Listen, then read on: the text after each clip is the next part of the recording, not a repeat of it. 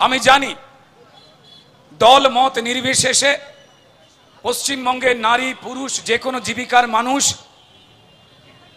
এমনকি যে পুলিশ কর্মী যাদের শিরদাঁড়া আছে, যারা তাদের পুলিশ মন্ত্রীর নির্দেশে মানবতা বিরোধী ক্রিমিনালদের রক্ষা করা কাজ করতে গিয়ে লজ্জা পায়, যাদের খারাপ লাগে, তারা অবধি অত্যন্ত খুশি হয়েছেন যে 4 দিন ধরে তদন্তের নামে পশ্চিমবঙ্গের মুখ্যমন্ত্রী, তার পুলিশ ডিপার্টমেন্ট, পুলিশ কমিশনার বিনীত গোয়েল, যার শিরদাঁড়া এই মুহূর্তে এখনো পর্যন্ত জুনিয়র ডাক্তারেরা তাদের পাশে জড়ো হওয়া, বাকি অন্যান্য সিনিয়র ডাক্তারেরা যারা রাস্তায় বসে রয়েছেন, এই প্রমাণ লোপাট করবার জন্য নির্দেশ দেওয়া যে পুলিশ কমিশনার তার শিরদাঁড়া খোঁজবার জন্য ধর্নায় বসে রয়েছেন, তারা সবাই আশার আলো দেখছেন।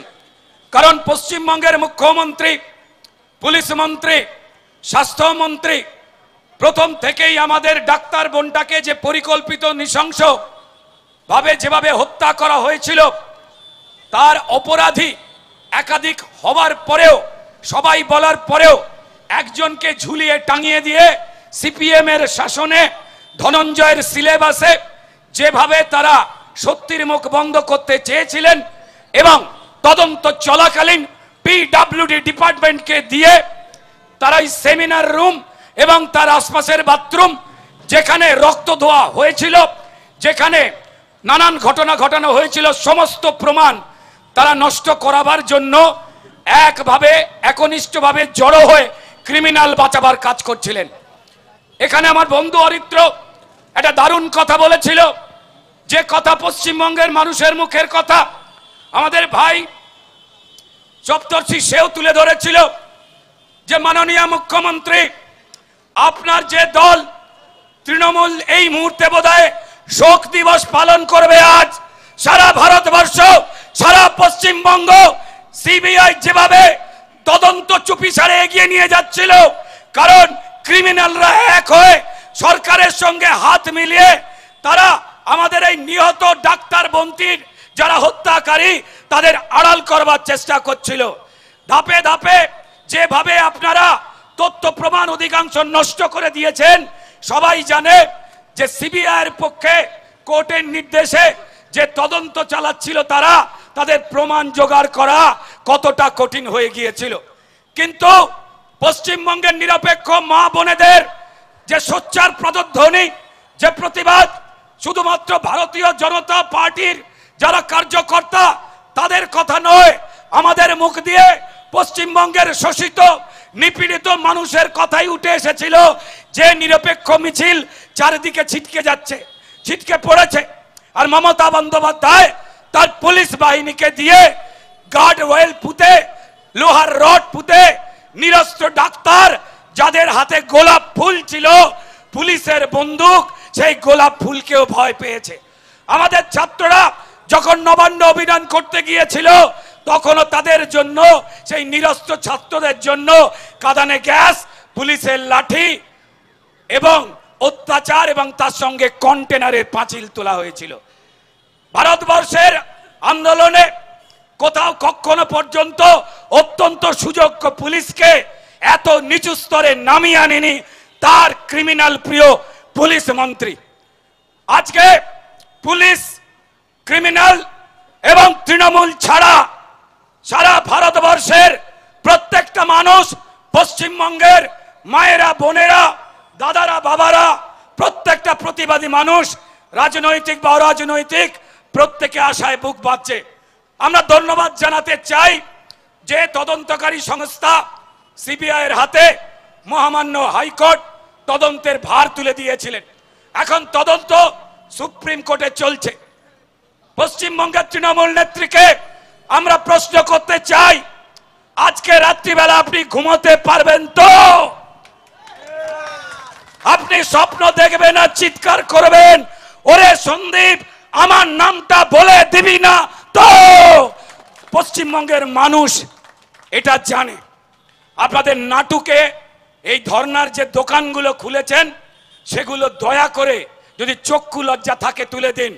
আমরা নিজেরা বিশ্বাস করি তৃণমূলের প্রচুর কর্মী রয়েছেন যারা চিৎকার করে ভারতীয় জনতা পার্টি যে স্লোগান দিতে চাইছে তারাও হৃদয় থেকে তাদের মায়েদের, মেয়েদের, বোনেদের ধিক্কারে তারা ওই স্লোগান দিতে চাইছে।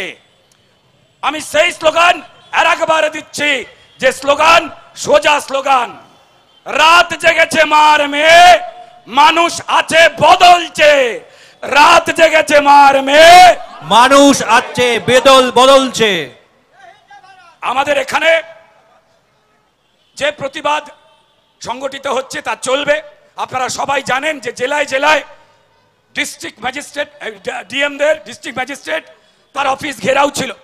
সারা পশ্চিমবঙ্গ বলে তৃণমূলের জেলা সভাপতির আর প্রয়োজন পড়ে না, যবে থেকে এসপি এবং ডিএমরা কিভাবে ক্রিমিনালদের বাঁচাবে, কিভাবে যারা সত্যি কথা বলবে, সেটা ভারতীয় জনতা পার্টি হোক বা নিরপেক্ষ সাধারণ মানুষ হোক বা মিডিয়া হোক, তাদের দমন করবার জন্য, মানুষকে লুট করবার জন্য দায়িত্ব সব মানুষ বলছে নাকি এই ডিএমরাই তুলে নিয়েছে। দুর্ভাগ্যজনক ঘটনা। আমরা তাদের বলতে চাই, আপনারা পড়াশোনা শিখেছেন, আপনারা দেশ সেবায় নেমেছেন, আপনাদের উর্দি, আপনাদের যে উর্দি সেই উর্দিকে আপনারা সম্মান জানান। আমরা 4 তারিখ আমাদের আহ্বান রয়েছে যে আমরা আলোর পথ চাই। এই পশ্চিমবঙ্গে দিনের বেলাতেও যে অন্ধকার তৃণমূলের অপশাসন নামিয়ে এনেছে, যেভাবে অত্যন্ত সুযোগ্য পুলিশকে পুলিশ মন্ত্রী মুখ্যমন্ত্রী মমতা বন্দ্যোপাধ্যায় পাপ কাজ করাতে বাধ্য করাচ্ছে, তাতে তাদের সাদা পোশাকে হয় রক্ত ছিটকে লাগছে আর নয় কালি লাগছে। আমরা চাই আমাদের যারা পুলিশ কর্মীরা রয়েছেন তা তারা খাকি পোশাক বা সাদা পোশাক তারা পরে থাকুক না কেন, তারাও আলোয় আসুন, তারাও আলোকিত হন। আমরা চাই তারা এই ক্রিমিনাল প্রিয় মুখ্যমন্ত্রীর আন্ডারে যেন আর কাজ করার মতো পাপ না করেন, আমরা ঈশ্বরের কাছে কামনা করছি। শুধু আমরা নয়, পশ্চিমবঙ্গের যারা নিরপেক্ষ বাবা মা ভাই বোন যারা রাত জাগছে, রাত জেগেছে, যারা প্রতিবাদ মিছিল করছে, তারাও তাই চাইছেন। তাই অন্ধকার কেটে গিয়ে যাতে আলো আসে, যে আলোয় সত্যিটা উদ্ভাসিত হয়। সন্দীপ ঘোষ যাতে অন্ধকার কেটে যায়, তাই যারা চিকিৎসক রয়েছেন, সিনিয়র ডাক্তার, জুনিয়র ডাক্তার এবং যারা স্বাস্থ্য কর্মী রয়েছেন, যাদের ছাড়া হসপিটাল চলে না, স্বাস্থ্য পরিষেবা চলে না, অন্তত তাদের কথা মনে রেখে আমরা বিচার পেতে আলোর পথে হাঁটতে চাই। চাই দলমত নির্বিশেষে যারা নিরপেক্ষ মানুষ তারাও পশ্চিমবঙ্গের এই অন্ধকার থেকে আলোর দিকে যাবার জন্য যে প্রতিবাদ আন্দোলন করছেন, এই নীরব প্রতিবাদটি করতে একটাই কথা বলবো যে 4 তারিখ বুধবার 1 ঘন্টার জন্য মাত্র রাত 9টা থেকে 10টা, 4 তারিখ 4ই সেপ্টেম্বর বুধবার রাত 9টা থেকে 10টা বন্ধ রেখে ঘরের আলো রাজ্য জুড়ে প্রদীপ জ্বালো। আমরা প্রত্যেককে বাড়িতে 1 ঘন্টা রাত 9টা থেকে 10টা 4 তারিখ অনুরোধ করছি, বাড়ির আলো বন্ধ রেখে যাতে পশ্চিমবঙ্গের এই যে ক্রিমিনাল রাজ তৈরি করার যে চেষ্টা, প্রত্যেকটা জনজীবনকে নষ্ট করার যে অশুভ প্রয়াস, সত্যিকে ধ্বংস করার যে অশুভ প্রয়াস, তার বিরুদ্ধে একটা সাধারণ প্রতিবাদ। আপনার বাড়ির আলোটা রাত 9টা থেকে 10টা অফ রেখে একটা প্রদীপ জ্বালুন। আমরা চাই এই প্রদীপের আলোতে জ্বলে পুড়ে যাক সেই দুর্বৃত্তরা যারা পশ্চিমবঙ্গে নবান্নতে বসে ক্রিমিনালদের বাঁচাবার চেষ্টা করছে আর পশ্চিমবঙ্গের প্রত্যেকটা জীবিকার মানুষের জীবন শেষ করছে, আমাদের ভাইদের, মায়েদের, বোনেদের জীবন শেষ করছে। আমি যারা পুলিশ কর্মী রয়েছেন তাদের শুধু একটাই কথা বলবো, বলতে বাধ্য হচ্ছি, জানি